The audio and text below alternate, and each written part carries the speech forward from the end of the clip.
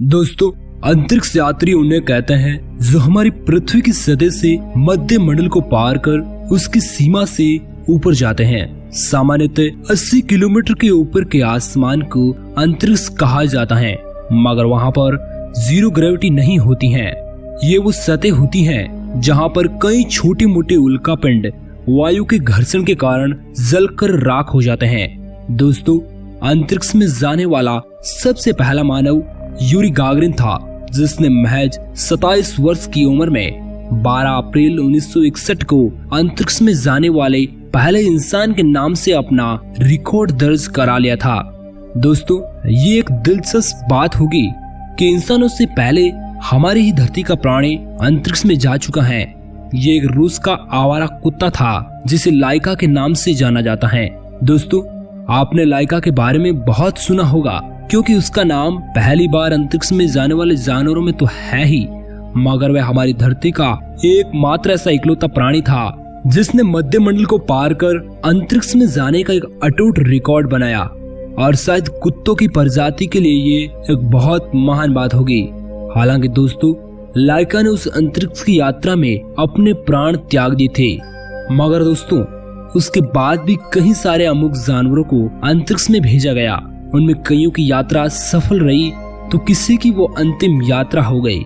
दोस्तों, आज हम आपको उन दो कुत्तों की कहानी बताएंगे जो अंतरिक्ष में पूरे एक दिन का समय बिताकर धरती पर सफलतापूर्वक जिंदा लौट आए। हेलो दोस्तों, आप देख रहे हैं स्पेसग्राफी हिंदी यूट्यूब चैनल। अगर आप अंतरिक्ष को हिंदी भाषा में बहुत ही आसानी से समझना चाहते हैं तो तुरंत लाल वाले सब्सक्राइब बटन को दबाकर बेल आइकॉन को ऑल पर सेट कर ले ताकि आप इस अद्भुत फैमिली का हिस्सा बन जाए। दोस्तों, ये बात 1950 के दशक की है, जब रशियन स्पेस एजेंसी और नासा में स्पेस प्रोग्रेस को लेकर जबरदस्त होड़ लगी थी। दोनों ओर के वैज्ञानिक सबसे पहले अपने एस्ट्रोनॉट को अंतरिक्ष में भेजना चाहते थे। इसी मिशन के लिए रशियन गवर्नमेंट ने 1950 से लेकर 1960 तक लगातार जानवरों को अपना शिकार बनाया और उन अमुक और नासमझ प्राणियों पर स्पेस एक्सपेरिमेंट करने शुरू किए और जानवरों को अंतरिक्ष में भेजने की प्रक्रियाएं शुरू की गई। 3 नवंबर 1957 को जब पहली बार रशियन गवर्नमेंट ने स्पुतनिक 2 अंतरिक्ष यान के माध्यम से लाइका नाम की कुतिया को अंतरिक्ष में भेजा। लाइका के मिशन के समय अंतरिक्ष मिशन के बारे में हमारे विज्ञान को बहुत कम जानकारी थी और उस समय तो डे ऑर्बिट टेक्नोलॉजी का भी विकास नहीं हुआ था, इसलिए यान के लॉन्चिंग के पहले ही लाइका के जिंदा लौटने की कभी उम्मीद नहीं की गई थी। दोस्तों, इस अंतरिक्ष उड़ान का सिर्फ एक ही मकसद था कि हम पृथ्वी की ऑर्बिट में एंटी ग्रेविटी के माहौल के बारे में पता लगा सके और ये जान सके कि धरती के प्राणियों के चमड़ी के टिश्यू नॉन ग्रेविटी में किस प्रकार की प्रतिक्रिया देंगे। मगर दोस्तों, ये प्रयोग वैज्ञानिकों की गलती से असफल हो गया और लाइका की मौत लॉन्चिंग के 6 घंटे बाद ही ओवर हीटिंग से हो गई। दोस्तों, लाइका का वो बलिदान अंतरिक्ष की इस आधुनिक दौड़ का सबसे महत्वपूर्ण योगदान था। उसी की वजह से आज हम इंसानों को बेहद ही आसानी से अंतरिक्ष में भेज पाते हैं। उसके इस बलिदान को हमेशा हमेशा के लिए एक याददाश्त बनाने के लिए 11 अप्रैल 2008 को रूसी अधिकारियों ने लाइका के लिए एक स्मारक का अनावरण किया गया जो यूरोप के सबसे बड़े शहर मॉस्को में स्थित है। दोस्तों, लाइका की एक्सीडेंटली मौत के बाद इंजीनियरों ने अंतरिक्ष यान की सिस्टम प्रणाली को काफी ज्यादा सुधारा और फिर से किसी जानवर को अंतरिक्ष में भेजने की सोची। दोस्तों, इस बार नाम आता है 2 मादा कुत्तों बेलका एंड स्ट्रेलका का। हालांकि दोस्तों, इन दोनों से पहले काफी सारे कुत्तों और अन्य जानवरों को अंतरिक्ष में भेजा गया था, मगर तकनीकी विफलताओं के कारण सभी जानवरों को अपनी अकाल मौत का सामना करना पड़ा।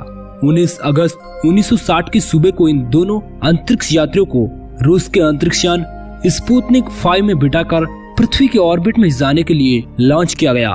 दोस्तों, इन दोनों कुत्तों के बैठने के लिए एक विशेष प्रकार के मॉड्यूल का निर्माण किया गया जिसमें कुत्तों के बैठने की सिचुएशन को पर्यावरणीय दृष्टि से काफी ज्यादा नॉर्मल करने का प्रयास किया ताकि कुत्तों को नहीं लगे कि वे किसी अजीब जगह पर हैं। दोस्तों, इन कुत्तों के साथ और भी कई सारे छोटे मोटे जीवों को कैप्सूल में बिठाया गया था, जिनमें एक खरगोश, 42 चूहे और कई सारी मक्खियों सहित कुछ पौधों के कवक भी शामिल थे। लॉन्चिंग के बाद वैज्ञानिकों का ध्यान इसी बात पर था कि कम से कम बेलका और स्ट्रेलका तो जिंदा लौट आए। और हुआ कुछ और ही। उन दोनों सहित लगभग सभी यात्री अंतरिक्ष में एक दिन का समय बिताकर सुरक्षित रूप से जिंदा लौट आए और वह इस धरती के पहले ऐसे प्राणी बन गए जो अंतरिक्ष में समय बिताकर जिंदा लौटे हो।